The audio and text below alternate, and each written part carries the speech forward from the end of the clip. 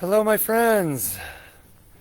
So here we are, Thought Shifting Thursdays, and I'm going to take you on a little bit of a journey today.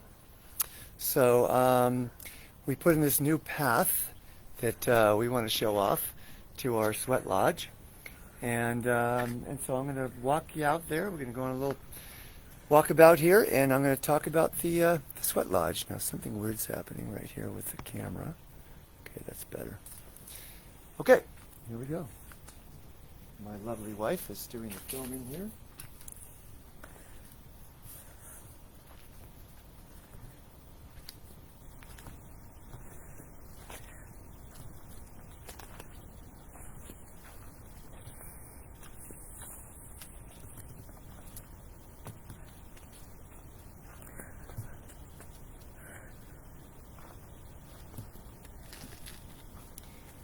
So this is the area. Let's just show the fire pit where we have the fire that heat the rocks that we bring into the sweat lodge to heat us, get us cooking. So I'll show you the inside of the lodge. It's not very light in there, so I'm not sure how well you can see. Oh, this is the outside of the lodge, though. And we just rebuilt this not too long ago. And this is what it looks like inside. Let's see if you can see it. Yeah, you really can't see very well. So enough of that. So anyway, so what is this sweat lodge thing about? Shamanic sweat lodge. So we've been doing them. I've been participating in sweat lodges for, I would say, somewhere close to 35 years.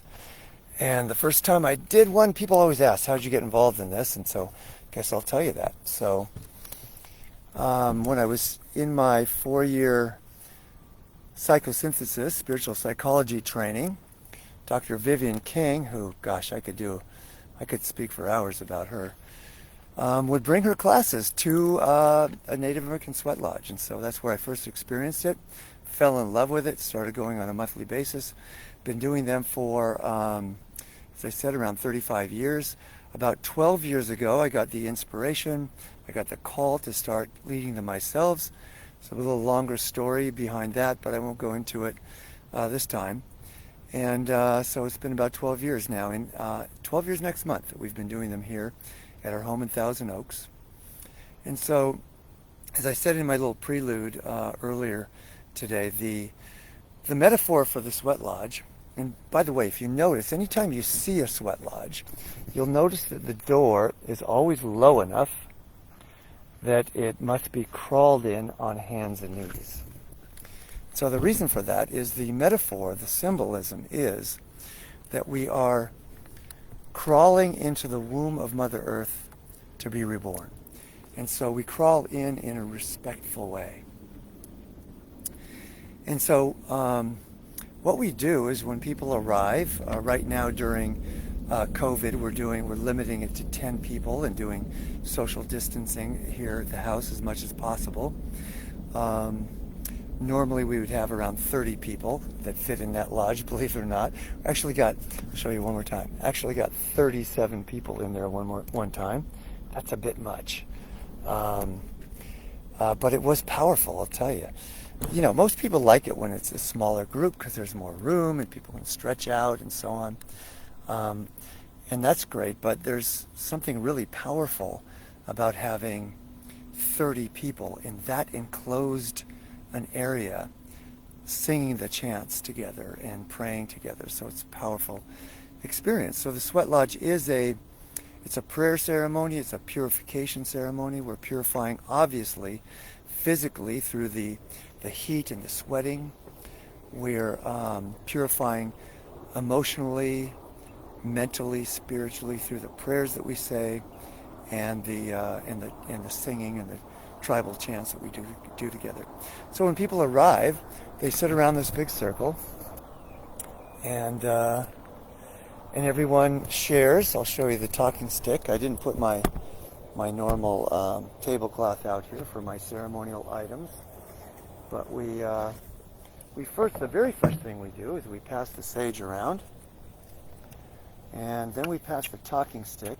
I may have to do this again because I didn't bring out or bring out the elk antlers, and we put on top of the sweat lodge a buffalo skull that was donated by someone who came here for the first time.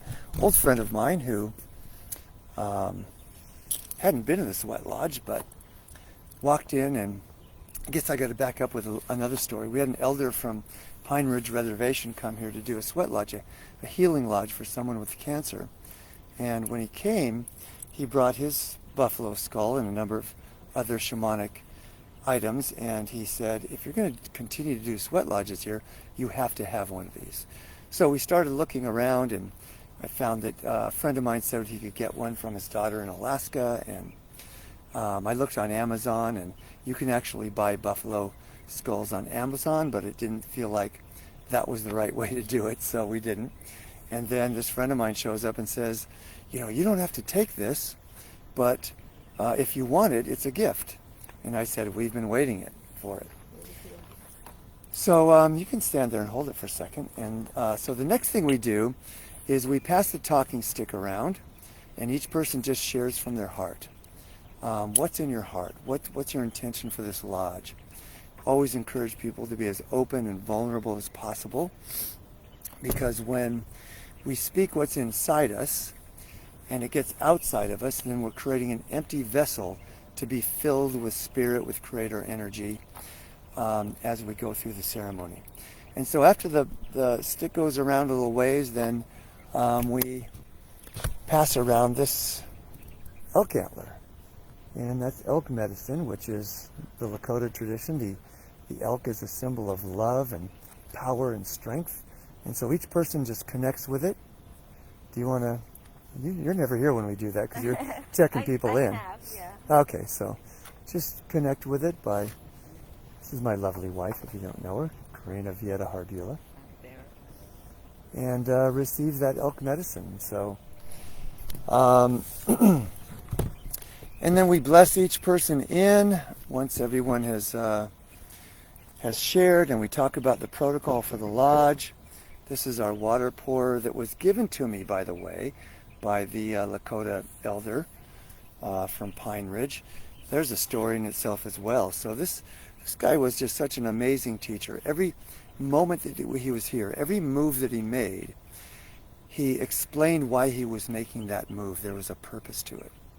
And so at the end of the day, we had a wonderful sweat lodge, and we felt really bonded, and I hugged him at the end, and he was holding this in his hand. And this man, who, if you don't know, Pine Ridge Reservation is the poorest reservation in the land, who really has nothing to his name, and he drove all the way from Pine Ridge to do this ceremony.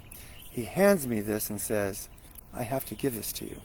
He just felt compelled to do so. And he said, I have to give it to you because it'll give me a reason to come back. We both knew he probably was never going to return. But that was the excuse he gave, because he just felt compelled to give it to me. So that's what we pour the water with on the stones. I think I'll show you the stones since we're talking about them.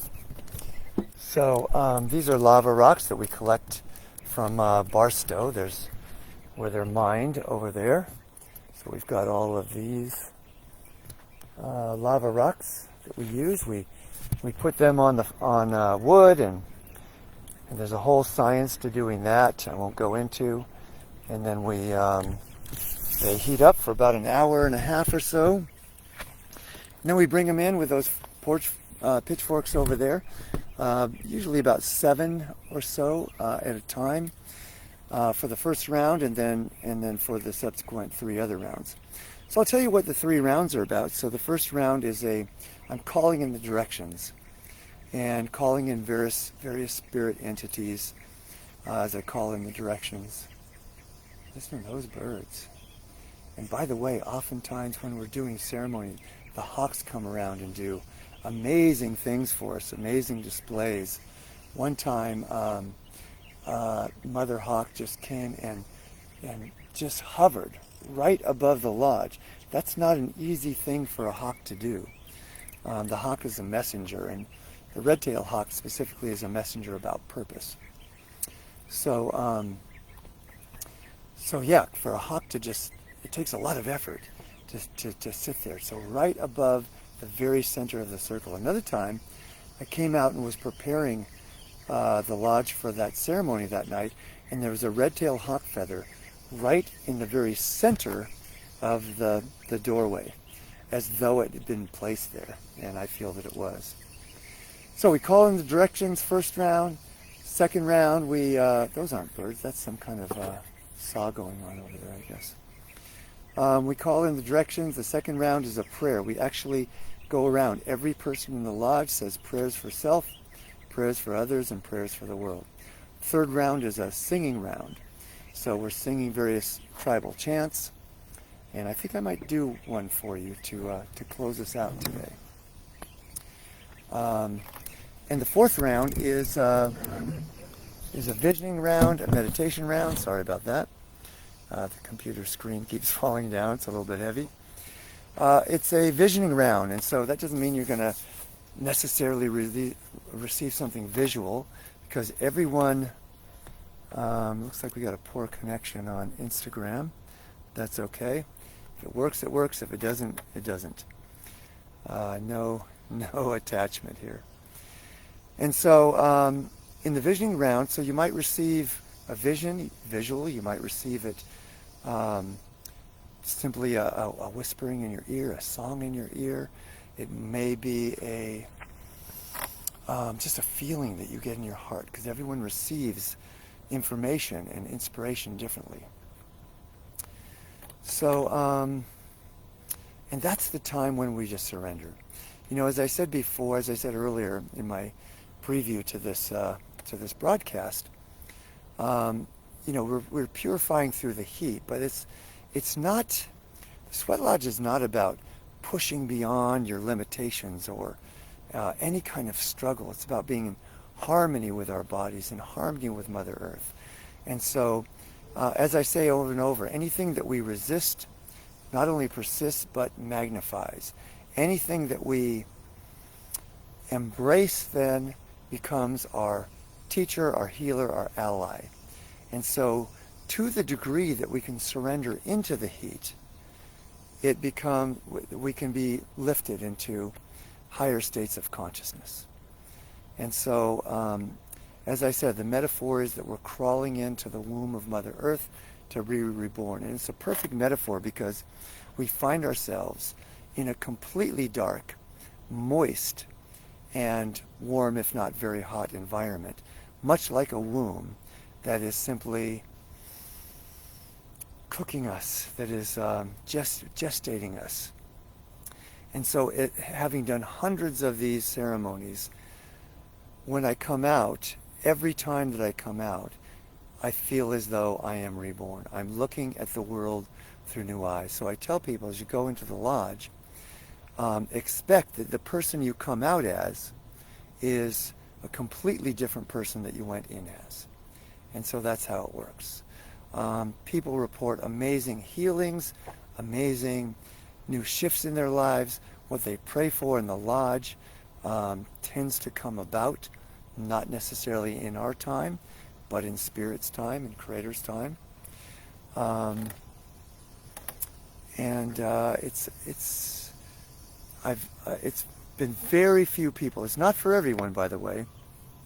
When I started coming to sweat lodges, I thought, wow, everyone I know is going to love this. Not true. Not everyone does. So the Instagram is kind of timing out here because of the poor connection. So I think I'll walk us back into the house now. Well, I was going to do we'll go into the house and I'll do a chant there to close us out, and we'll just talk as we go. So yes, being reborn and the transformations that come about. It's been very few people who have made it through a sweat lodge, and when I say made it, I don't mean anybody died, but actually went in and experienced, whether it's part of it or all of it. Not everyone stays in for all of the rounds, and everyone's honored for their perfect experience. Another metaphor, there's so many metaphors from the sweat lodge. Oh, I'll give you a view of our property here, by the way, since we're outside. So this is what it looks like. Their fountain. We just love this place. It's a sanctuary. Everyone that comes here for these ceremonies and other ceremonies, for coaching or classes or workshops, as soon as they walk in, they instantly get a hit on the positive energy here. So, so what is prayed for generally tends to happen in the perfect timing. And so we have people that just talk about miracles all the time. So, so yeah, as I said, we're only doing 10 per ceremony right now. So we don't, they're usually booked up months in advance. So not doing this to promote this sweat lodge. I'm doing it to share this information with you. But you can go to our meetup group if you want to participate, and just do a Google search for Sweat Lodge Los Angeles, and we come up number 1 or 2, our meetup group. So what else was I going to say? We're going to do a chant to close this out. Decide what chant to do. I think we're going to do the wake up chant. Okay, so this is, we're waking up. I know the other thing I want to say is, if you would like to do a sweat lodge, at the end of this month though, we're doing a retreat on Catalina Island, which is, it's on the non-developed side of the island, where there's only campers, and group camping is not allowed right now. So there's very few people down there, and all of the buffalo, the bison, have come down to the beaches because there's no people on them right now during COVID. So we were able to reserve this private beach that we go to each year, and so if you want to join us, let me know, because it's going to be an amazing experience. I'll say a little bit about the retreat. So everyone's encouraged to just be who you are. If you're sad, cry. If you're joyful, laugh out loud. If you're angry, scream at the ocean. And when people are given this kind of permission just to be who they are in the moment, magical things happen. Whatever needs to be healed just comes up easily and effortlessly and gets healed through the powerful exercises that we do, and most importantly through the supportive group dynamic that evolves through the exercises, through the transformational exercises, and most importantly through nature. Being in this pristine nature on a private beach that we have to ourselves for 4 days. So 27th to the 30th, just hit me up if you want to go. Normally we're filled up, but because of COVID, a few people felt that they didn't want to go, so we've got a few spots open. So here's the chant we're going to do, the wake-up call. Goes like this. Feel free to join in.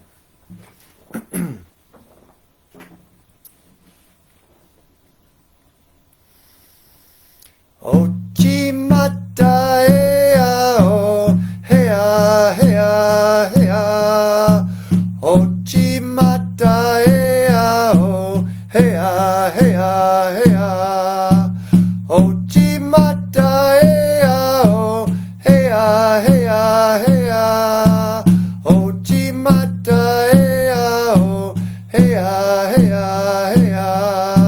Ochi mata ea o, hea hea hea. Ochi mata ea o, hea hea hea. Ochi mata ea o, hea hea hea. Ochi mata ea o, hea hea hea. Ochi mata ea o, hea hea hea. Ochi mata ea o, hea hea hea. Ochi mata ea o, hea hea hea. Ochi mata ea o, hea hea hea. Ochi mata ea o, hea hea hea. Ochi mata ea o, hea hea hea. Ochi mata ea o, hea hea hea. Ochi mata ea o, hea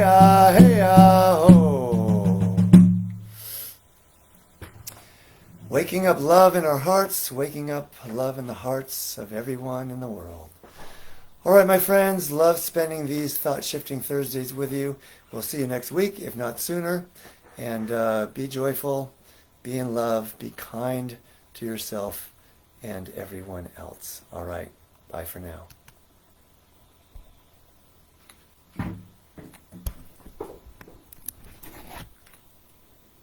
See ya.